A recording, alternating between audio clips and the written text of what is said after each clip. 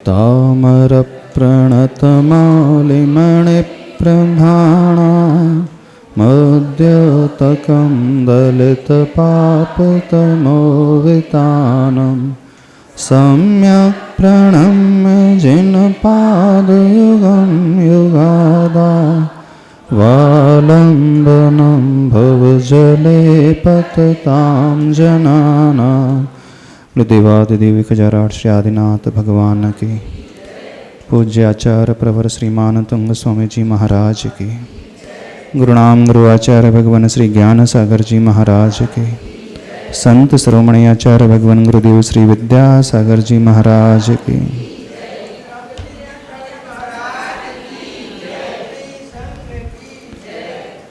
श्लोक नंबर 16 हो गया था कि बाकी है?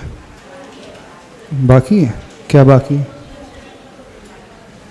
निर्धूमवर्तिरपवर्जित तैलपूरः कृत्स्नं जगत्त्रयमिदं प्रकटीकरोषि गम्यो न जातुमरुतां चलिताचलानां दीपोपरस्त्वमसि नाथ जगत प्रकाशः। प्रभु को उस दीपक की उपमा दी गई है जो कभी भी बुझता नहीं है, जिसमें तेल घी की आवश्यकता नहीं है, जिसमें से धूम्र का निर्माण होता नहीं है। ऐसा प्रभु का ज्ञान रूपी दीपक है जो इन तीनों ही लोकों को प्रकाशित करने वाला है। श्लोक में मुख्य रूप से अब प्रभु के गुणों का वर्णन किया जा रहा है। श्लोक नंबर 11-12 से जब हम आगे बढ़ रहे हैं तो यहाँ पर प्रभु के गुण स्पष्ट रूप से आचार्य परमेष्ठी प्रकट कर रहे हैं। 11वें नंबर श्लोक में प्रभु की दर्शनीय अवस्था बताई गई थी। 12वें श्लोक में शरीराश्रित सुंदरता गुण बताया गया था। 13वें श्लोक में प्रभु के मुख का वर्णन किया गया था। 14वें श्लोक में प्रभु के गुण जो 3 लोक को उल्लंघन कर रहे हैं। 15वें श्लोक में प्रभु की दृढ़ता, ब्रह्म की साधना। इस 16वें श्लोक में प्रभु एक अपूर्व दीपक है। इस श्लोक में मुख्यतः ज्ञान गुण का वर्णन किया गया है। 10 श्लोकों से अब हम गुणों की ओर चल रहे हैं। अब जब भक्तामर स्तोत्र पढ़ते हैं, हमारी भक्ति, हमारी स्तुति जो है गुणों को प्राप्त करने की ओर दृष्टि को रख करके होनी चाहिए। गुण हमें नजर आना चाहिए क्योंकि भक्ति की ही ऐसी जाती है। द्रव्य गुण पर्याय से प्रभु की भक्ति की जाती है। जो जान दियर हंतानम दवत्त गुणत्त पज्जते सो जान दियप्पानम मोहो जादो तस् खयम ले दी। जो अरिहंत भगवान को द्रव्य गुण और पर्याय से जान लेता है वह अपनी आत्मा को जान लेता है और उसका मोह जो है क्षय को प्राप्त हो जाता है। आचार्य प्रवर श्री कुंद स्वामी जी कहते हैं, यानी प्रभु की भक्ति मात्र गुणों से ही नहीं होती है, पर्याय से भी, द्रव्य से भी। तो प्रभु को द्रव्य गुण और पर्याय सहित हम देखें, जाने, वैसा भाव लेकर के आए। आप लोग कैसी भक्ति करते हो? कहां कहां दृष्टि जाती है? द्रव्य की ओर भी कहा जा रहा है, गुण की ओर भी और पर्याय की ओर। बड़ी गहरी बात कही जा रही है भक्ति में। तभी हम द्रव्य को और पर्याय को तो नहीं कह रहे हैं, पर यदि हम ध्यान से देखें पूरे भक्तामर स्तोत्र में आचार्य प्रवर श्री मानतुंग स्वामी जी इन्हीं तीनों के इर्द गिर्द घूम रहे हैं। जब शरीर का वर्णन किया गया तो किसका वर्णन हुआ? पर्याय का वर्णन। प्रभु के मुख की सुंदरता, प्रभु का शरीर इतना सुंदर है, ऐसे परमाणुओं से बना है।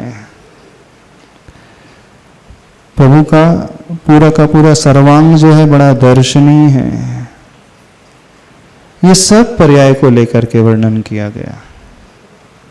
थोड़ा पकड़ते चले जाना क्या क्या कहा जा रहा है। अब 15वें श्लोक से गुणों की ओर यात्रा शुरू हो गई है।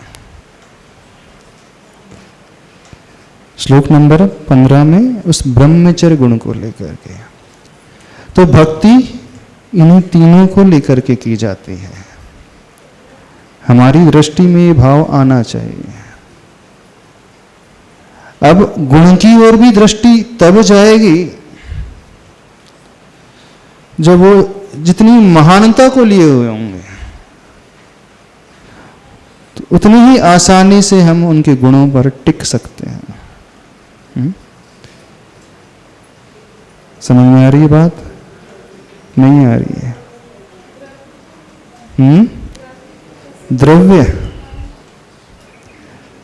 द्रव्य की स्तुति कैसे करें? द्रव्य का अर्थ क्या होता है? जीव द्रव्य है प्रभु का, आत्मा की स्तुति, आत्म द्रव्य की स्तुति। वह आत्मा संख्यात प्रदेशी है, वो मनुष्य आकार को धारण किया हुआ उनका द्रव्य है, जो प्रति समय उत्पाद व्यय द्रव्य वाला है, जो सत यानी अस्तित्ववाचक है, अस्तित्व वाला है।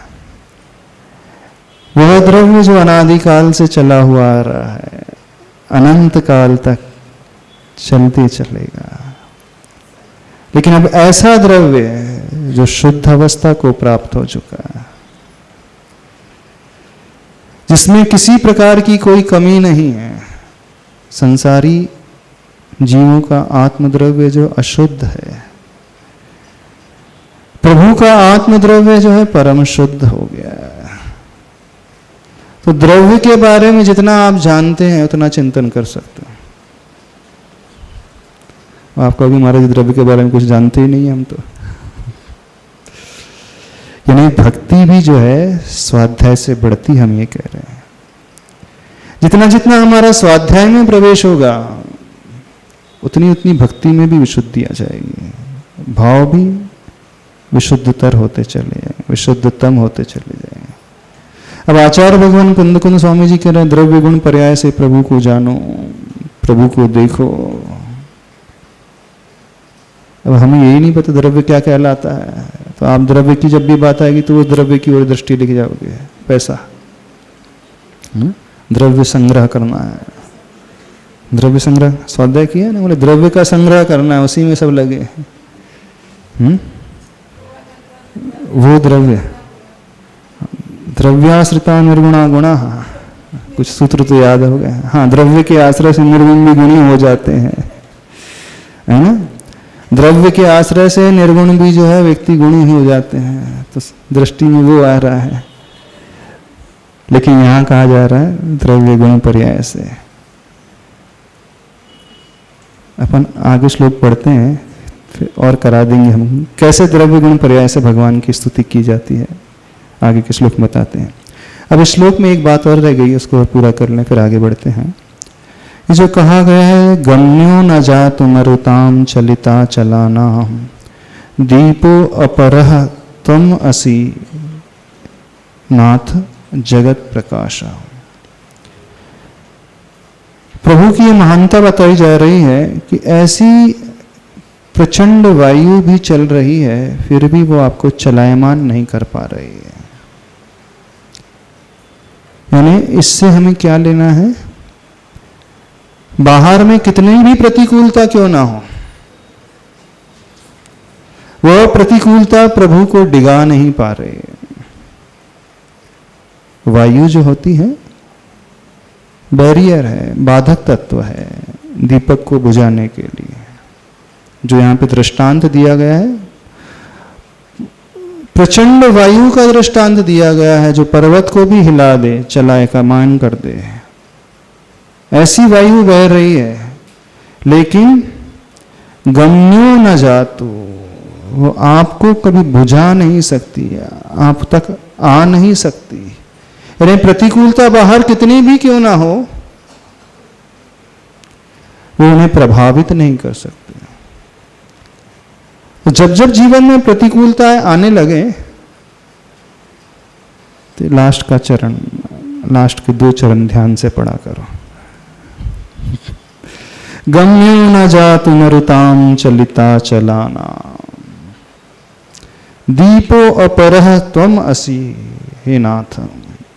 आप जो है एक अद्भुत विलक्षण दीपक हैं, सामान्य दीपक नहीं है। एक ऐसी लौ को लेकर के जल रहे हैं जिसे बाहर की प्रतिकूलता डिगा नहीं सकती, रंच मात्र भी परिवर्तन नहीं ला सकती। बाहर कुछ भी क्यों ना हो, उससे प्रभु अप्रभावित रहते हैं। तो हम भी अपने भीतर ऐसी स्थिति लाने की कोशिश करें कि जीवन में जब जब कठिन क्षण, दुस्सह क्षण, अंदर से झकझोर कर देने वाले क्षण, मन को कंपित करने वाले, मन में भयावह भाव पैदा करने वाले क्षण बाहर के हो सकते नहीं हो सकते। कई बार जीवन में ऐसे क्षण आते हैं, और सबके जीवन में आते हैं। कई बार ऐसी परिस्थिति निर्मित हो जाती है, बाहर की जो सराउंडिंग है इस प्रकार की पैदा हो जाती है कि व्यक्ति अंदर से हिलने लगता है, कांपने लगता है, घबराने लगता है। गर्मी बाहर कितनी भी क्यों ना हो, आपकी आइसक्रीम पिघल जाती है। क्यों? आइसक्रीम आपकी पिघल जाती, बाहर 45 डिग्री टेम्परेचर भी हो, पिघल जाती? नहीं पिघलती ना? पिघलती है। क्यों नहीं पिघलती है? अच्छा, फ्रीज में रखी रहती है। तो आपने एक इंतजाम करके रखा है बाहर की सराउंडिंग से अनअफेक्टेड रहने का, करा है ना इंतजाम? थर्मल कूलिंग, अथवा वो कूलर, थर्मस फ्लास्क, अथवा थर्माकोल का वो बॉक्स, अथवा वो फ्रीज, ये सारे इंतजाम किसके हैं? गर्मी का प्रभाव उस आइसक्रीम पर ना पड़े। कभी आश्चर्य पैदा नहीं होता कि बाहर 45 डिग्री टेम्परेचर है, फिर भी वो जमी हुई है। अब फ्रीज में तो ठीक है, कूलिंग इफेक्ट चल रहा है। अब थर्मस फ्लास्क में क्या चल रहा है? अथवा थर्माकोल का जो बॉक्स है उसमें भी तो नहीं पिघलती ना आइसक्रीम। अच्छा, जो कंटेनर इस प्रकार का है, हॉट कंटेनर होता है, कोल्ड कंटेनर होता है, उसमें भी नहीं पिघलती ना। 24 घंटे तक तो फिर भी 8 घंटे 10 घंटे, कितने दिन तक, घंटे तक सुरक्षित रहती? 8 घंटे तो चल जाती। और जैसे ही उस आइसक्रीम को उस थर्मस फ्लास्क के बाहर रख दी जाती है, कितनी देर लगती? पिघलने में कितना समय लगता है? 10 मिनट में, 5 मिनट में पिघल जाएगी। तो ऐसा क्या हुआ कि तापमान वैसे ही बना हुआ है, सराउंडिंग वैसी ही है, सराउंडिंग में चेंजेस नहीं आए, लेकिन आपने उसे प्रिजर्व करके रख लिया, सुरक्षित करके रख लिया। क्या लाया? आपने एक ऐसा पात्र ला लिया, थर्माकोल का अथवा कोई भी ऐसा पात्र हो। कहने का उद्देश्य यह है कि सराउंडिंग भले ही कैसे भी हो, यदि कुछ इस प्रकार का इंतजाम कर लिया जाता है तो मनचाहा प्राप्त किया जा सकता है, किया जा सकता है। अच्छा, टेम्परेचर 48 हो जाए तो भी नहीं पिघलेगी ना जल्दी। में सराउंडिंग और एडवर्स हो रही है और विपरीत हो रही है, फिर भी कोई प्रभाव उस पर नहीं पड़ रहा है। तो प्रभु की लौ क्यों नहीं बुझ रही है, हम ये कहना चाह रहे हैं। जब जब हमारे जीवन में इस प्रकार की सराउंडिंग पैदा होने लगे तो अपने आप को सुरक्षित किसी कंटेनर में रखना शुरू कर दो। चारों तरफ इस प्रकार का एक कवर बना लो, थर्माकोल का बनाना है, जो भी बनाना है आपको, कि बाहर के विचार, बाहर की हीट, बाहर की गर्मी, बाहर का प्रदूषण हमारे लिए प्रभाव न डाल सके। किया जा सकता है कि नहीं किया जा सकता? नहीं किया जा सकता। परिस्थिति मतलब वो निमित्त जो मिल रहा है बाहर, ठीक है 10 घंटे तक ही सही, 10 घंटे तक तो आइसक्रीम सुरक्षित रह जाती है ना। अब फ्रिज में रखी रहते हो, जब तक फ्रिज चलते रहेगा तो सुरक्षित, लेकिन उस थर्मस फ्लास्क में तो 10 घंटे तक तो फिर भी रह जाती है ना। इतना तो पुरुषार्थ किया जा सकता है कि नहीं? वातावरण से अप्रभावित कैसे हम रखें अपने आप को, नहीं किया जा सकता। जब आइसक्रीम खाओ तो सोचना 45 डिग्री में हम कैसे आइसक्रीम खा रहे हैं। ये सुविधाओं के लिए इंतजाम बहुत किया जाता है, थोड़ी सी मानसिक परिस्थिति को संभालने के लिए भी तो इंतजाम हो सकता है, नहीं हो सकता। इस प्रकार की एक प्रोटेक्टिव शील्ड अपने चारों ओर बनाना सीखो, सुरक्षा कवच अपने चारों ओर बनाना सीखो, कि बाहर का वातावरण हमारे लिए कोई प्रभाव ही न डाल सके। हमेशा के लिए नहीं डाल सके तो बहुत अच्छा, यदि हमेशा के लिए नहीं भी हो सकता है, कम से कम 4-6 घंटे, 8 घंटे, इतना समय भी यदि हमने निकाल लिया तो वातावरण अपने आप डाउन हो जाएगा। नहीं हो जाता? हो जाता है ना। 1 मिनट भी यदि निकाल लिए तो शायद उसका भी प्रभाव बहुत हो जाता है, हो जाता है। तो श्लोक को जब पढ़ो ना, थोड़ा सा ऐसा भाव लाना, गण्यो न जातु मरुताम चलिता चलानाम दीपो अपरः त्वम असि नाथ जगत प्रकाश। एक विलक्षण दीपक हैं प्रभु आप, जिसके ऊपर वह मरुत का जो अचल को भी चलायमान कर दे, चलित कर दे, पर्वत को भी चलित कर दे, वह आपको बुझा नहीं सकती है। समझ में आ रहा है? नहीं आ रहा? क्या करोगे? अब जो भक्ति करेगा सही तरीके से, हम ये कह रहे हैं, उसकी क्षमता का विकास होता है, सहन शक्ति का विकास होता है। सहन शक्ति बढ़ती है भक्ति बढ़ने से, ऐसा नहीं कि नहीं भक्ति बढ़ती है। कई लोग पूछने के लिए आते हैं, महाराज जी आशीर्वाद दे दो, कोई मंत्र बता दो, कोई तो मंत्र होगा कि हम उसको कंट्रोल कर लें परिस्थिति को। ये मंत्र दिया आचार्य पूज्यवर मानतुंग स्वामी जी ने, इसे क्यों नहीं ग्रहण कर रहे? दिया तो है मंत्र, ये प्रतिकूलताओं को झेलने वाला मंत्र। प्रतिकूल परिस्थिति में हम कैसे अपने परिणाम को शांत रख सकें, कैसे वो बाहर का वातावरण हमारे लिए वो उबाल ना पैदा कर पाए। तो क्या करना है? एक थर्मस फ्लास्क अपने चारों तरफ बना लो। बना सकते हैं? नहीं बना? क्या बोल रहे हैं? क्या पूछ रहे हैं? कैसे बनाना ये पूछ रहे हैं? नहीं, बनाना तो स्वयं पड़ेगा। कैसे बनाए? अरे आइसक्रीम कैसे रखते हो? सिर्फ वैसे बना लो, और क्या। शुद्ध हिंदी में बोले तो मट्ठर हो जाओ, इसका मतलब क्या होता? अनअफेक्टेड।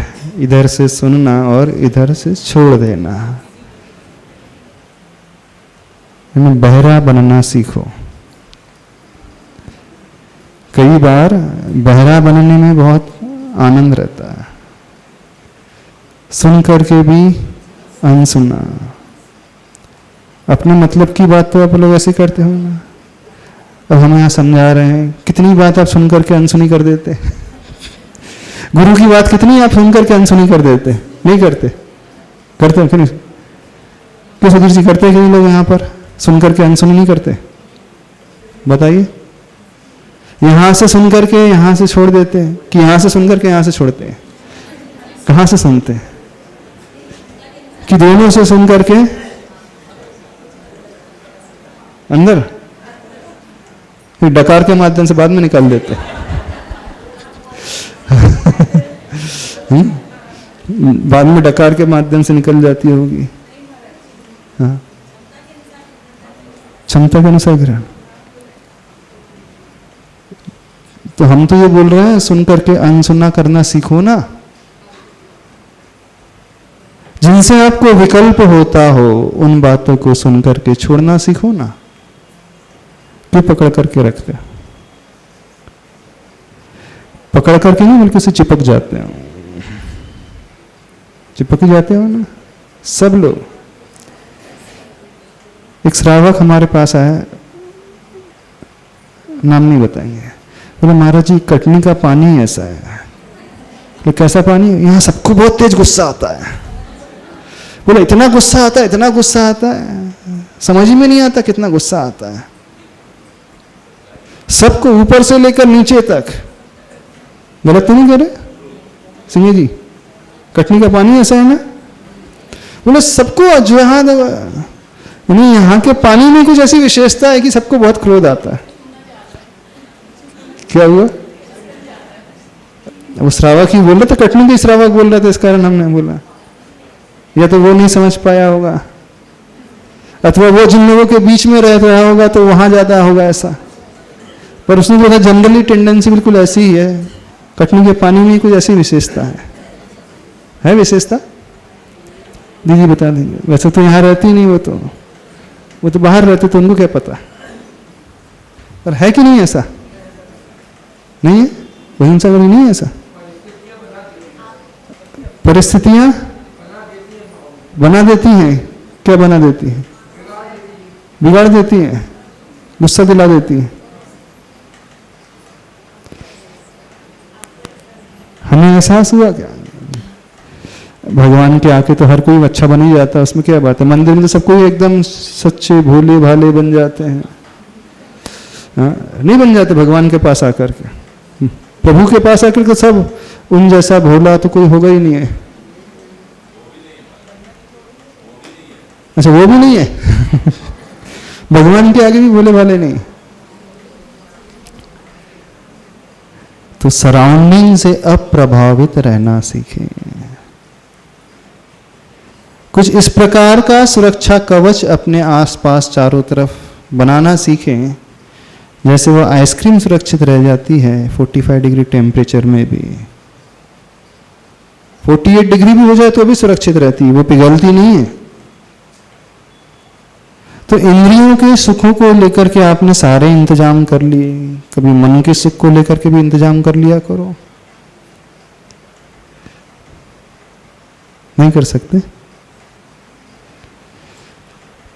तो ऐसी परिस्थिति निर्मित होने पर इधर उधर के मंत्र के चक्कर में न पड़ करके भगवान को याद कर लेना। श्लोक नंबर 16 पढ़ लिया करना। गम्यो न जात मरुताम चलिता चलाना, दीपो परस्त्वमसिनाथ जगत प्रकाश। हो जाएगा? आगे चले। श्लोक नंबर 17। कुछ पूछना तो नहीं है? कुछ कहना तो नहीं है? कुछ गलत व्याख्या तो नहीं कर दी हमने? नहीं दिया, कुछ गलत कर दी तो बता देना महाराज जी, ऐसी व्याख्या तो है ही नहीं। आप कहाँ से कहाँ खींच करके ले करके जा रहे हैं, ऐसा भी हो सकता है। रक्षा कवच की प्रक्रिया, जिन बातों को आपको नहीं सुनना होता है कैसे इग्नोर करते हो आप? हमें ये बताओ, कैसे इग्नोर कर देते हो? क्यों, कैसे कर पाते हो? उसकी प्रक्रिया बहुत सीधी है, सरल है, बता देते चलो। हम जो भी क्रिया करेंगे उसका आफ्टर इफेक्ट्स क्या होगा, ये सोचो। आफ्टर इफेक्ट्स मतलब इस क्रिया का परिणाम क्या होगा। हमारे क्रोध करने से कितना लाभ होगा, कितना नुकसान होगा, कितना हम पाएंगे, कितना हम खोएंगे, क्या हमें मिलेगा, क्या पा जाएंगे। जो व्यक्ति आफ्टर इफेक्ट्स के बारे में सोचना शुरू कर देता है वो इस प्रकार का कदम उठाएगा ही नहीं। यदि खोने के लिए ज्यादा कुछ नहीं है तो कर देना। जब आपको लगे कि ज्यादा अपना लॉस नहीं होने लगा तो उपयोग कर लेना, और जब लगने लगे कि नहीं खोना बहुत पड़ेगा, थोड़ा सा एक कदम पीछे खींच लेना। कर सकते हैं?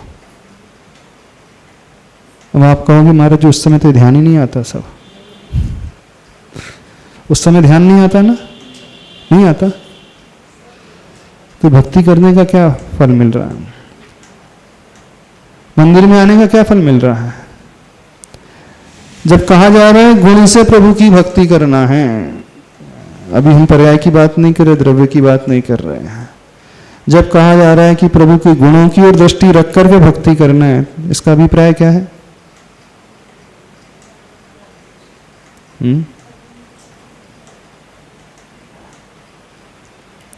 अपनी तुलना प्रभु से करो।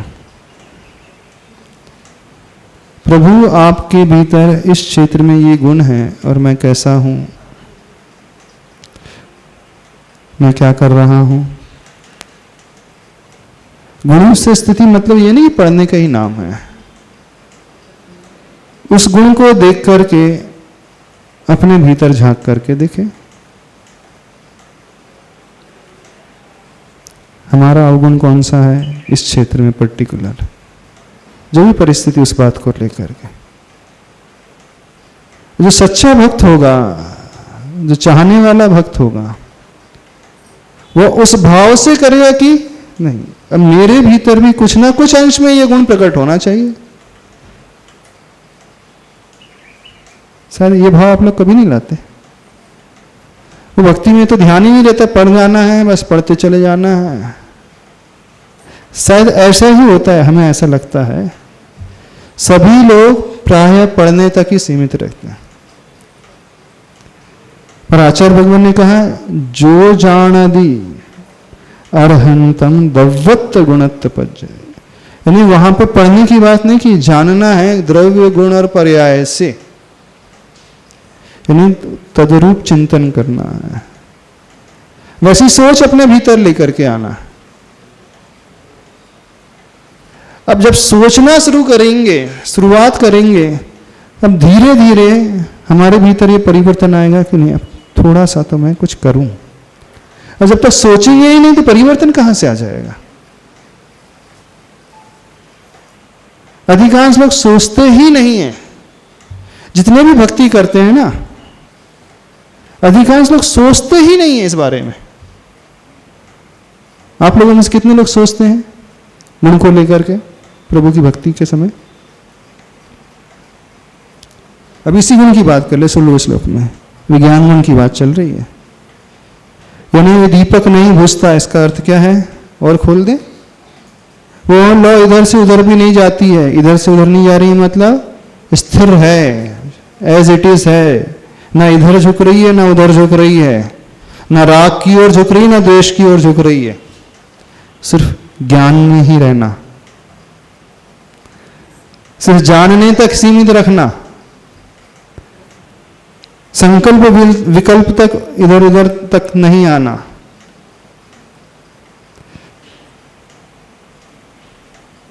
ज्ञान गुण की बात चली ना, प्रभु का ज्ञान गुण, जिसकी लौ स्थिर रहेगी उसी में वो झलकेगा। यानी जिस सरोवर का जल स्थिर रहेगा उसी में हमें प्रतिबिंब दिखता है ना।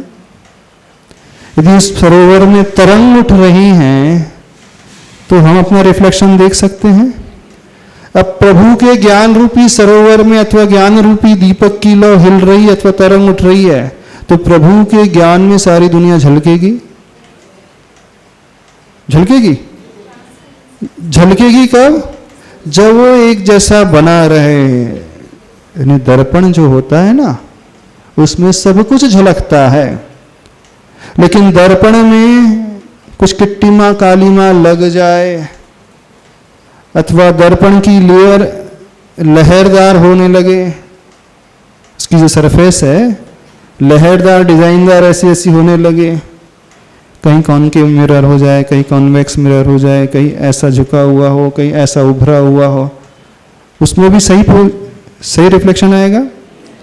कुछ मिरर होते हैं, जब प्रदर्शनी लगती है ना, एग्जीबिशन लगती है, तो उसमें व्यक्ति कहीं लंबा दिखता है, कहीं बहुत मोटा दिखता है, कहीं एकदम अलग ही उसका फेस अकेले अपर पोर्शन अलग दिखता है और लोअर पोर्शन एकदम अलग ही दिखता है। क्यों ऐसा होता है? जो मिरर है वो कॉनकेव तो इस प्रकार के होते हैं कि जो सही एक्चुअल जो पोजीशन है वो नजर ना आकर कुछ डिफरेंट ही नजर आती है। तो जब तक वो सही नहीं होगी, सही पोजीशन हमारी भी नजर नहीं आएगी। यानी जब तक ज्ञान रूपी अवस्था नहीं होगी तब तक वो सही झलकेगा नहीं। अब प्रभु के ज्ञान में सब कुछ, सारा संसार, सारे द्रव्य सब झलक रहे हैं, स्पष्ट रूप से एज इट इज झलक रहे हैं, जैसे वो हैं वैसे झलक रहे हैं। क्यों झलक रहे हैं? क्योंकि उसमें कोई लहर नहीं है, कोई उभार नहीं है, एकदम फ्लैट है, ना इधर की ओर ना उधर की ओर, ना राग की ओर ना द्वेष की ओर, ना संकल्प की ओर ना विकल्प की ओर। तो इसे ज्ञान गुण से क्या सीखना है? हमें जानने तक सीमित रहना है। कभी चिंतन में नहीं आता होगा ऐसा आ जाता चिंतन, माइक से बोलना। अब लोगों की शिकायत होती है कि महाराज जी वो भक्ति में कुछ याद नहीं रहता है, ऐसा सब वो गुण की ओर तो दृष्टि जाती ही नहीं है। हाँ। भक्ति में तो गुणानुवाद होता है। हाँ। और अगर अपन चिंतन करते तो इस चिंतन में आएगा, चिंतन अलग चीज है और भक्ति अलग चीज है। जब भक्ति करते हैं तो वहां पर चिंतन नहीं होता, वहां पर तो भगवान का गुणानुवाद ही पूरा पूरा कहने में आता है। तो कहने में आता है कि तोते की बातें कहना। उसके बाद जब अपन चिंतन करेंगे उसका, तो वो चिंतन में अलग है और भक्ति अलग है। क्या है कि दोनों एक ही है। नहीं, भक्ति में ठीक है, कहने में आता है तो अभी कहता है, वो भी कहता है राम राम राम राम राम राम, सुस्वागतम सुस्वागतम। उसको समझता है सुस्वागतम का मतलब क्या होता है? नहीं तो फिर तो हमारी भक्ति ऐसी है, सिर्फ हम पढ़ते रहें, ज्ञान गुण में है, गम्य न जातु निर्धूम वर्तिरपवर्जित तैलपूरा। इसका मतलब ऐसी भक्ति पढ़ना है। तो फिर चिंतन और फिर कुछ तो उस ओर हमारा ध्यान जाए। हम नहीं कह रहे कि आप सामायिक करने बैठ जाओ, हम नहीं कह रहे कि एक श्लोक को लेकर के आप 48 मिनट निकाल लो, 5-5 मिनट, लेकिन कुछ तो स्ट्राइक कर रहे कि हम क्या पढ़ रहे हैं, कि वो भी नहीं स्ट्राइक हो। यदि वो स्ट्राइक नहीं हो तो फिर काहे की भक्ति हो? वो भाव ही पैदा नहीं हो रहे हैं। भक्ति में कहा जाता है डूब जाना, वह तदरूप हो जाए, उस रूप हो जाए। तदरूप कब होंगे हम? डूबेंगे कब हम? होश कब नहीं रहेगा जिसका? बताना हमें। कि बस ऐसा ऐसा करते रहे, गर्दन हिलाते रहे, ऐसा ऐसा करते रहे, हाँ, और पढ़ते रहे, हाँ, निर्धूम वर्तिरपवर्जित, ऐसी। कई लोग ऐसे पढ़ते हैं, हमने देखे हैं, बिल्कुल मटक मटक करके, झूम झूम करके। तो गर्दन हिलाने का नाम डूबना है? ऐसा कैसा होता है, हमें बताना। ये भक्ति की परिभाषा में आता है ना, डूब जाओ, उनके गुण रूप हो जाओ। अब गुण रूप कब होंगे? जब हमें वो थोड़ी सी भाव भाषणा होगी कि प्रभु का ज्ञान गुण ऐसा है। जब आप किसी चीज में डूब जाते, मान लीजिए आपकी मनपसंद डिश बनी है आज शाम को भोजन में, बहुत फर्स्ट क्लास है, तो आप उसमें डूब गए। और आपको कुछ फोन भी बज रहा है तो उस पर ध्यान नहीं जाता है, कोई कुछ कह रहा है तो भी ध्यान नहीं जाता है। क्यों ऐसा हो जाता है? उसका रसास्वादन इस प्रकार से, उसका टेस्ट इस प्रकार से लिया जाता है कि वो उसी में मग्न हो जाता है। ऐसी है ना? कब होता है? जब वो बहुत मनपसंद चीज होती है और बहुत अच्छी टेस्टी बनी हो, तभी होता है।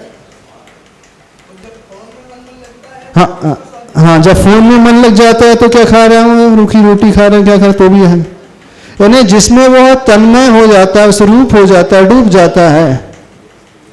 तो भक्ति का अर्थ ये नहीं कि झूमना, भक्ति का अर्थ उस गुण में हम डूब जाएं, इतना हमारा मन लग जाए। कब हम डूबेंगे? जब उसकी हमें विशेषता पता होगी। ये इतना टेस्टी बना है, बढ़िया है, मन को बहुत रुचिकर लग रहा है, तभी डूबता है व्यक्ति। तो उस पर्टिकुलर गुण को लेकर के, धन है प्रभु आपका गुण, कितना अच्छा है, कोई राग ही नहीं भाव होता है, ना द्वेष का भाव पैदा होता है। आप संसार के सारे जीवों को देख रहे हैं, उन कषाइयों को भी देख रहे हैं, पापियों को भी देख रहे हैं। आपके मन में कोई विकल्प पैदा नहीं हो रहा, कुछ भाव नहीं, सिर्फ उसे जान रहे हो, देख रहे हो, जानने तक सीमित हो, आपके ज्ञान में ही बस बन रहा है। कोई इच्छा नहीं, कोई प्रतिकार नहीं, कोई ऐसा वैसा भाव नहीं। यानी कैसी साधना आपकी? बस उसको लेकर के डूबना नहीं है कि बस वो राम राम राम राम राम करते रहे, नमो अरिहंत अरिहंत अरिहंत अरिहंत अरिहंत आदिनाथ आदिनाथ आदिनाथ। ये तो जाप में आता है, ये भी है तरीका, मंत्र का जाप है, नमो अरिहंतणम नमो सिद्धणम। लेकिन भक्ति में तो डूबा जाता है, उस रूप हुआ जाता है। हाँ, वो भक्ति प्रवृत्तियात्मक रहेगी, प्रवृत्ति चलेगी। अब चिंतन में, ध्यान में वो निवृत्ति हो जाएगी, उस रूप हो जाएगा। लेकिन भक्ति में वो हाथ का भी उपयोग कर रहा है, शरीर का भी उपयोग कर रहा है, वचनों का भी उपयोग कर रहा है, मन का भी प्रयोग कर रहा है। तीनों ही मन वचन काय का प्रयोग करते हुए झूम भी रहा है, गुनगुना भी रहा है, गर्दन भी हिला रहा है, साथ में उसके मन में वो ही भाव आ रहे हैं।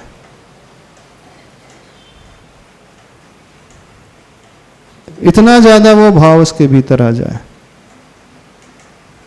क्या समझ में आ रहा? तो कभी श्लोक पढ़ करके थोड़े क्षण के लिए तो हम रुके। देखो, एक संस्मरण सुनाते हैं आचार्य भगवान का।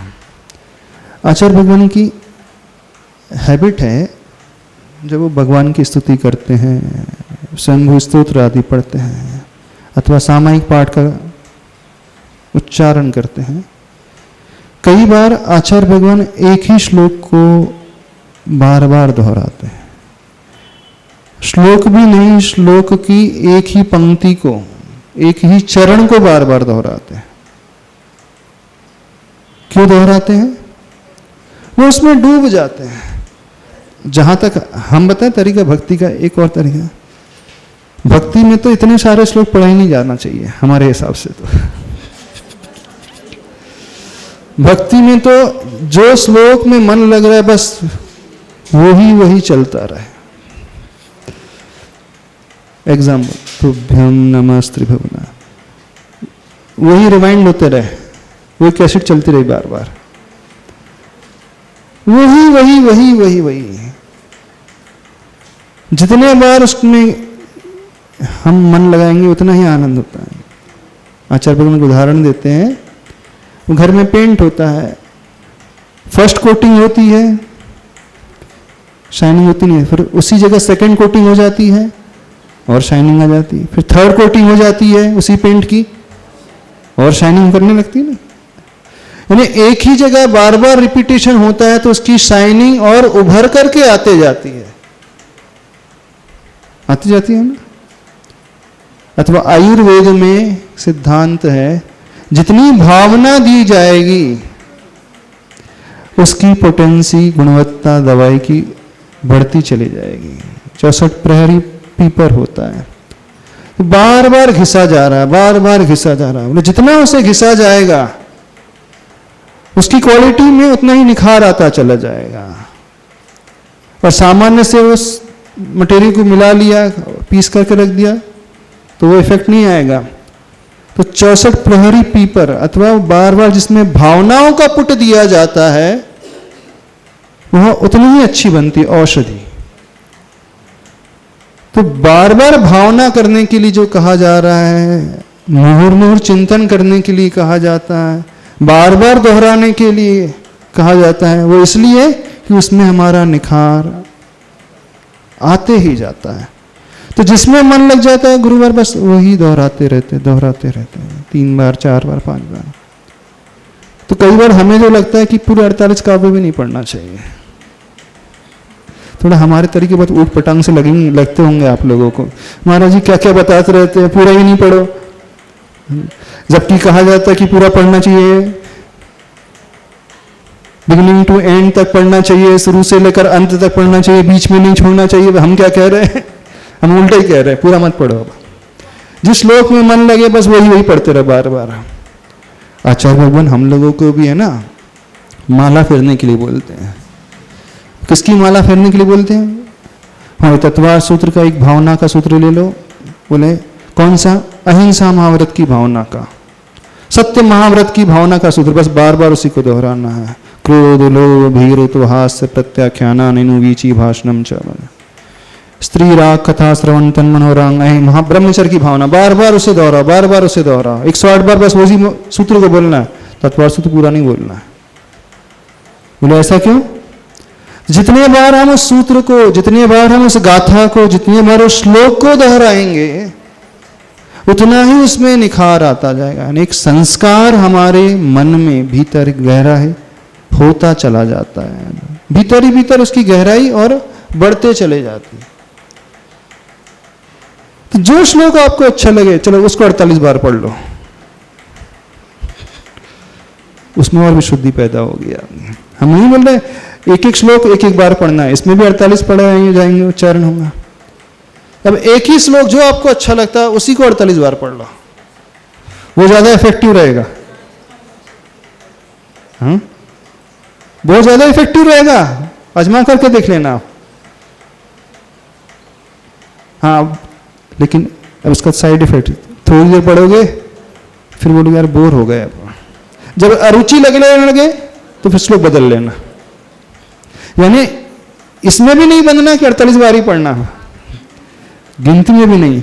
जब तक उसमें रुचि पैदा रहे, जब तक रुचि होते रहे, जब तक उसमें इंटरेस्ट बना रहे, जब तक उसमें आनंद आते रहे, तब तक पढ़ते रहे। क्योंकि व्यक्ति का मन है थोड़ी देर तक लगता है फिर उचट जाता है, कितना भी समझाओ थोड़ी देर के बाद वो भाग जाता है वहां से। मन का स्वभाव ही ऐसा है, वो स्थिर रह नहीं पाता। तो आपका 5 बार लगे तो ठीक है, 5 बार दोहरा लो। फिर लगे कि मन भटकने लगा, बहुत हो गया 5 बार, अब बहुत हो गया, अब नहीं ज्यादा, श्लोक बदल लो। 1 आध घंटा लग जाएगा भक्ता हमारा पूरा होने में।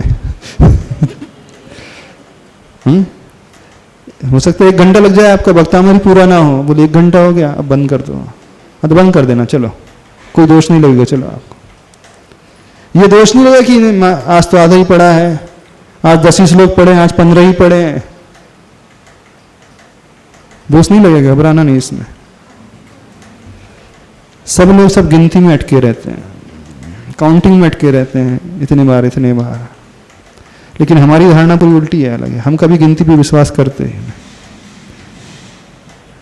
गिनती तो प्रारंभिक अवस्था वालों के लिए, कुछ नहीं करता है ठीक, इसको बांध दो भैया, कम से कम गिनती तो पूरी कर दे 108 बार की, फिर तो लेगा वो मारा नमोकार मंत्र। वो भी है, उपयोगी है, लेकिन इनिशियल स्टेज में, फिर बाद में छोड़ो उसे। हम फिर नमोकार में हम नमोकार की काउंटिंग में लचकर कर गए, 1 हुआ, 2 हुआ, 3 हुआ, 10 हुआ, 21 हो गए, 22 हो गए। कई बार हो जाता है ना, काउंटिंग में आ जाते हैं ना अपन काउंट। तो आचार्य प्रवर समंत बल स्वामी जी ने एक ये तरीका भी बताया है। तो सामयिक कैसे करना, बोले जब तक मुट्ठी बंधी रहे, जब तक आसन लगा रहे, जब तक चोटी में गांठ बंधी रहे, मूर्धरो मुष्टिवासो बंधम पर्यंकनम, जब तक मुट्ठी बंधी रहे, जब तक आसन लगा रहे, जब तक मन लगा रहे तब तक करो। वहां ने उन्हें कहीं गिनती की बात नहीं करी, 108 बार 2 माला 3 माला 5 माला 10 माला बिल्कुल नहीं कहा। जब तक आसन में स्थिरता रहे, बनी रहे, उपयोग अच्छा लगे रहे, तब तक करते रहो। तो भक्ति में तो ऐसा ही है, जब तक मन उसमें लगा रहे डूब करके बस करते रहे। हाँ, फिर आपका नियम नहीं पूरा हो पाएगा रोज भक्तमर पढ़ने का है, हम ये बात अलग हो जाएगी। तो उसका एक तरीका बता देते, पहले एक नियम पूरा कर लो 48 बार पढ़ के, फिर बंद करके पढ़ो। ऐसा, क्योंकि जो नियम लिया उसे भी निभाना है, फिर दूसरे तरीके को भी अपनाना है। तो आप बोलेंगे हमारी फिर घर गृहस्थी कब संभालेंगे हम चौका चूल्हा कब संभालेंगे, ये करते रहेंगे क्या? घर बार थोड़ी छोड़ दिया हमने, और भी तो जिम्मेदारियां हैं, और भी तो कार्य हैं, गृहस्थों के श्रावक के और भी कार्य होते हैं। अब प्रायोरिटी डिसाइड करो, मुख्य क्या है, गौण क्या है, उसके अनुसार कार्य होना चाहिए, उसके अनुसार निर्णय हो। क्या समझ में आया? समझ में आया? कई बार हमारा उपदेश सुनकर के लोगों के नियम टूटने लग जाते हैं। हाँ, सही बता रहे हैं हमें। फिर बोले महाराज जी आनंद नहीं आ रहा, बोले 5 माला का नियम पूरा नहीं हो पा रहा। बोले क्यों? वो 1 से ऊपर ही नहीं बढ़ पा रहे हम। हाँ, होता है ऐसा कई बार। बोले मन लग गया तो बस हम इसी में सीमित रह गए। इस कारण माला भी ऐसी फेरा करो, तरीका बता दे। नमो रिहंताड़म नमो सिद्धाड़म ना फेर करके नमो रिहंताड़म नमो रिहंताड़म नमो रिहंताड़म 108 बार। फिर दूसरा पद नमो सिद्धाड़म 108 बार। फिर तीसरा पद नमो आयरियाड़म 108 बार। चौथा पद नमो वज्जायाणम 108 बार। 5वां पद नमो लोए सव्य साउडम 108 बार। 5 माला हो गई कि नहीं? हो जाएगी ना? अब मन किसमें ज्यादा लगेगा? जैसे ही हम पूरा मंत्र पढ़ते हैं नमो रिहंताड़म नमो सिद्धाड़म, उसमें व्याघात होने लगता है। अब हमें अपने ब्रेन के माध्यम से सिग्नल देना है कि अरियन के बाद सिद्ध बोलना है। अब सिद्धू अब आयरी आड़म बोलना है अपने को। अब आयरी आड़म आचार्य परमेश्वर को वज्जाय आड़म बोलना है, अपने नमो लोए सव्य साउडम बोलना है। यानी जो हमने बोला नहीं कि इसका तो अगला दिखने लगता हमें। होता क्या है, मेंटेलिटी कैसी है अपनी, व्यक्ति का ब्रेन कैसा काम करता है। तो 5 पद है, तो जो बोल रहा है उसका अगला दिखता है। जैसे आप यहाँ बैठे हैं, वक्ता में क्लास अटेंड कर रहे हैं, आपको अगला दिख रहा होगा अभी घर जाके सब्जी बनाना, ये वाली सब्जी बनाना, टाइम हो रहा है भोजन का, हम बता रहे हैं। हाँ, अभी बेटी आ गई होगी, बेटा आ गया होगा, अभी दिख रहा होगा ना। कई लोगों का अगला दिखता है, अगला प्रोग्राम क्या करना है। बैठा है वो यहाँ पर, कर ये रहा है, सुन ये रहा है, लेकिन साथ में क्या चल रहा है, आगे की चल रही ना प्लानिंग। ये मानव का स्वभाव है कि वो जहां रहता है, जो कर रहा है वो नहीं करता है 100%, वो एक कदम और आगे चलने की कोशिश करता है। हाँ, अब अगला क्या करना है, यानी वो वर्तमान में नहीं रहता है, वो हमेशा भविष्य की प्लानिंग करते रहता है। और जब जाएंगे, पहुंच जाएंगे, तब कर ही लेंगे। जब तक यहां पर है तब तक तो यहीं पर मन से भी रहे। लेकिन आदत ऐसी बन चुकी है, वो जो कर रहा है वो हमेशा बस अगली क्लास के बारे में, अगला टाइम टेबल के बारे में, अगला जो जॉब है उसके बारे में, जो असाइनमेंट मिला उसके बारे में, जो लेक्चर वो नहीं अटेंड कर रहा है। तो मानव का स्वभाव बहुत कुछ इस प्रकार का होता है।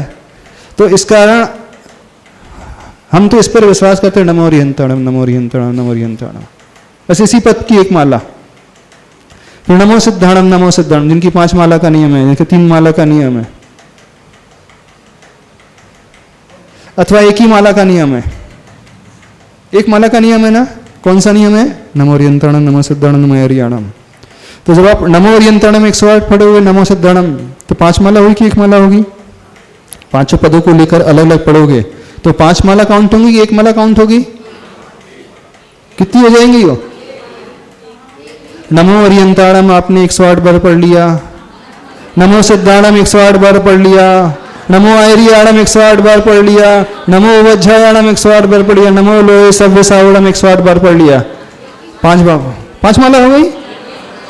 एक ही टाइम इसमें ज्यादा लगेगा। 5 कहां से हो गई? एक ही तो हुई।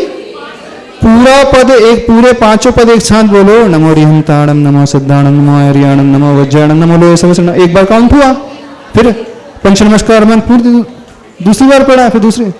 तो जब एक माला में भी आप 5 पदों को 108 बार ही तो कहते हो, और अलग अलग पद को 108 बार करोगे तो एक ही काउंट होगी ना वो। टाइम किसमें ज्यादा लगेगा? टाइम किसमें ज्यादा लगेगा? पहले वाले में कि बाद वाले में? बाद वाले में। आजमा करके देख लेना, भाव भी लगेंगे इसमें। क्योंकि अब हमारा मन जो है अगला नहीं सोच रहा है, अब हमारा मन जो रम गया है सिर्फ अरिहंत में रमना है। नमो अरिहंताणम, नमो अरिहंताणम, बस अरिहंत अरिहंत। अब पूरा हमारा मन जो है अरिहंत की यात्रा करता रहेगा। अब अरिहंत को जैसे हमने अरिहंत आदिनाथ भगवान की प्रतिमा बैठा ली है, तो पूरे नमो अरिहंताणम पद में आदिनाथ भगवान, आदिनाथ भगवान, आदिनाथ भगवान, उनका चेहरा नजर आएगा, उनकी आंखें नजर आएगी, उनका आसन नजर आएगा, उनके हाथ नजर आएंगे, उनके कंधे नजर आएंगे, उनकी मुस्कान नजर आएगी, उनकी दृष्टि नजर आएगी, उनका रंग नजर आएगा। यानी हम घूमते भी रहेंगे तो कहाँ घूमते रहेंगे? अरिहंत भगवान में घूमते रहेंगे। जब हम कहते हैं नमो अरिहंताणम, गुण की ओर, भाव की ओर लाकर, दृष्टि लाकर करना है, अरिहंत का सिद्ध बोलते तो एकदम से सिद्ध नहीं आ पाते सिद्ध। जैसे नमो अरिहंताणम सिद्धाणम बोला तो सिद्ध भगवान का चिंतन आ ही नहीं पाता, क्योंकि स्पीड से भागना है। लेकिन सिद्ध भगवान का आयरियाणम में तो पढ़ना है फिर वज्रायाणम में तो पढ़ना है। तो लोग मैं अरिहंत में आयरियाणम में अटक जाऊंगा तो वज्रायाणम कैसे पहुंचूंगा मैं? तो मन अभी अपना इतना स्ट्रांग नहीं है, पावरफुल नहीं है कि हम 5 पद को एक साथ पढ़ते रहें और हर पद में हमें वो परमेष्टि नजर आए। नहीं, होते हैं कुछ ऐसे कैपेबल भी होते हैं जो इतनी स्पीड से अपने मन को ले भी जा सकते हैं, मना नहीं किया जा रहा है, पर जनरली ये बहुत डिफिकल्ट तरीका है। आसान तरीका क्या है? अरिहंत अरिहंत। हाँ, अब ऐसे करोगे, करके देखना ऐसी। सिर्फ अरिहंत पद में सिर्फ अरिहंत भगवान की कोई भी एक प्रतिमा सिलेक्ट कर ली, सिद्ध परमा नमो सिद्धाणम में सिद्ध क्षेत्र की कोई टोक सिलेक्ट कर ली, सिद्ध भगवान जहाँ सिद्ध शिला में विराजमान है, उनके आत्मा के प्रदेश है, उनके गुण है, 8 गुण है, सम्मत नानंदन संवीरी सोमंत ही वो गुण जो सिद्ध भक्ति का गाथा है वो आ गई। नमो आयरियाणम में आचार्य भगवान को याद करो, हर मुद्रा को याद करो, हर उनके आवश्यक को याद करो, तो आचार्य परमेष्टि घूमते रहेंगे, आचार्य गुरुवर घूमते रहेंगे। उपाध्याय परमेष्टि नमो वज्रायाणम में आते रहेंगे, और साधु परमेष्टि नमो लोहे सव्य सावड़म में आते रहेंगे। इसमें भटकने की संभावना कम रहती, हम ये कह रहे हैं। इसमें सार भी निकल करके आएगा, कुछ नेट आउटपुट भी निकल करके आएगा। जहां तक हम समझते हैं, हमने तो ये समझा अभी तक, अब आप लोगों ने और कुछ समझा तो पता नहीं। हाँ, जिस समय उपाध्याय परमेष्टि का ध्यान करेंगे तो उपाध्याय परमेष्टि यानी दिगंबर मुद्रा, वे मुनिराज जो पढ़ा रहे हैं उस मुद्रा को, आचार्य को जब वो स्वाध्याय करा रहे हैं, शिक्षा करा रहे हैं, उपदेश दे रहे हैं, वो मुद्रा। यानी आचार्य भगवान के ज्ञान गुण को याद करते हुए, बस मुनिराज के ज्ञान गुण को याद करते हुए वो ज्ञान की आराधना कर रहे हैं, ज्ञान दान दे रहे हैं, अर्थ शब्द अर्थ दोनों को प्रदान कर रहे हैं, भाव बता रहे हैं, उस गुण को लेकर के उपाध्याय परमेष्टि आ जाएंगे। और साधु परमेष्टि में तो उनके 28 मूल गुण को लेकर के, उनकी चर्या को लेकर के, तो सरलता इसमें रहती है। इस कारण पूरे भक्तांबर की कंपैरिजन में एक एक श्लोक जिसमें मन लगे 3 बार 5 बार 10 बार तो पढ़ो, फिर दूसरे श्लोक पे आ जाओ, मन उछट जाए तो टाइम की गारंटी नहीं कितना लगेगा फिर।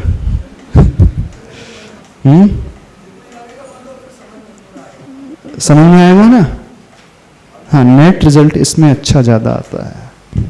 जहाँ तक हमने समझा है, अभी तक अनुभव महाराज ज़्यादा जी किया है। हम लोगों ने बहुत पढ़ा है इसको, हाँ और 50 बार इसका श्लोक और इसका अर्थ जीवन में पहली मरतबा ऐसा समझ में आया है कि अभी भी जब भी हम भी पढ़ते हैं, जिस श्लोक को पढ़ते हैं तो वो पूरा चिंतन आ जाता है। हाँ, तो आना चाहिए, बहुत अच्छी बात है, ये चिंतन आ रहा है तो बहुत समझे। अच्छी बात है। जबकि हम लोग ये समझते थे कि हमको इस उम्र में नहीं याद होता है, मगर जितने श्लोक आपके द्वारा हमने किए हैं वो अभी भी जब हम पाठ करते हैं तो बराबर चिंतन में आता है। ये चिंतन का विषय जो जीवन में मिला है वो अभी तक नहीं मिल पाया मेरे को। बहुत बहुत आपका उपकार है इसके लिए। तो भक्ति करना सही तरीके से सीखो, हम ये कह रहे हैं। लेकिन अब आपके पुराने नियम की गारंटी हम नहीं लेंगे, वो आपके नियम हम नहीं संभालेंगे, वो आप संभालो अपने नियम कैसे करना है। हाँ हाँ हाँ, हम नहीं, पुराने नियम आपका रोज का नियम है, 5 माला का है, रोज का भक्तामृत पढ़ने का है, तो भाई हमारे तरीके से चलोगे तो भक्तामृत पूरा नहीं हो पाएगा, ये भी मान लेंगे। क्योंकि हमारे साथ एक परेशानी है कि हमारा कभी कोई विषय पूरा कहीं पे नहीं होता है, जो हम शुरू करते हैं बस अधूरा ही छोड़ करके जाते हैं। नहीं बता, क्योंकि हमारा कभी पूरा हो ही नहीं पाएगा। हम बोल रहे हैं ना, चतुर्मास भी होगा तो भी नहीं पूरा हो पाएगा, हम गारंटी ले रहे हैं। हो ही नहीं पाएगा, नहीं हो ही नहीं पाएगा पूरा, हमारे साथ कभी हो ही नहीं पाता। इतने स्पर्श हो गए हमारे साथ, हमारी परेशानी है कि हम शुरू करते हैं समाप्त कभी नहीं करते। जो यहाँ पे कर रहे हैं वो आगरा चतुर्मास का चला हुआ आ रहा है, मुख माटी भी पढ़ा रहे हैं, तो आगरा चतुर्मास का जो बचा हुआ चला आ रहा है वही हम पढ़ा रहे हैं अभी भी। तो ये चलता है, क्या करें। एक इस प्रकार की कमी समझ लो, कुछ भी समझ लो। पर रिजल्ट ओरिएंटेड होना चाहिए। लक्ष्य ये है कि आचार्य भगवान हमेशा एक बात कहते हैं, गिनती पर नहीं उलझना, भाव निकल रहे हैं कि नहीं, उद्देश्य की पूर्ति हो रही है कि नहीं, रिजल्ट मिल रहा है कि नहीं, ये होना चाहिए। बहुत नहीं, बहुत बार पढ़ना चाहिए। बहुत सारे शास्त्र नहीं, एक ही शास्त्र बहुत बार पढ़ोगे तो कल्याण हो जाएगा। आचार्य भगवान हर साल सर्वार सिद्धि पढ़ते हैं, प्रति वर्ष सर्वार सिद्धि पढ़ते हैं, उसी ग्रंथ को बार बार पढ़ते हैं। अब क्या है, 54 साल हो गए हैं और दीक्षा के पूर्व ब्रह्मचारी अवस्था 55-56 साल हो गए हैं, हर बार वही पढ़ रहे हैं। अब क्या है, वही ग्रंथ है, वही सूत्र है, वही टीका है, तो बार बार पढ़ने की क्या आवश्यकता। जब भी वो पढ़ते हैं उसमें नया चिंतन निकल करके आ जाता है। इसमें इतने रहस्य भरे हुए हैं और थकते नहीं है, बड़े उत्साह से सहित होकर के पढ़ते हैं। समझ में आ रही बात? समय आपका हो गया। हाँ, अब अगला वक्त तो हो ही नहीं पाया, 17वां नंबर को उच्चारण नहीं कर पाए अपन। कल कर लेंगे, देख लेंगे, ठीक है। देवादिदेव श्री आदिनाथ भगवान की जय। कल का पेपर हुआ तो दे दिया था।